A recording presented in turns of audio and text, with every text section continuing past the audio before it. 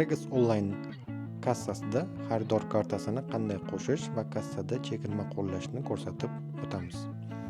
Xaridor kartasini qo'shish uchun qo'shish tugmasini bosamiz. Xaridor kartasini ism, telefon raqami, shrik kodi yoki ro'yxatdan tanlab topish mumkin. Biz ro'yxatdan xaridorni tanlaymiz. Shundan so'ng uning kartasi chekka qo'shiladi. Agar karta sodiqlik dasturiga bog'langan bo'lsa, u avtomatik tarzda qo'llaniladi. Bizning misolimizda 5% cashback qaytarish dasturi qo'llaniladi. Shuning uchun sotuv tugagandan so'ng xaridorning bonus hisobiga 5% summa kelib tushadi. Endi chekka chegirma qo'llaymiz. Buning uchun chegirma hajmini ko'rsatamiz.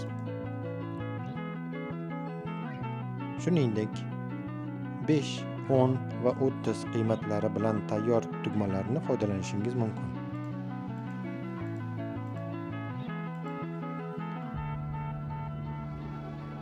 Qo'llash tugmasini bosamiz. Chegirma ishga tushdi. Shundan so'ng chekka chegirma qo'llaniladi. Endi to'lovga o'tamiz va chekni yopamiz.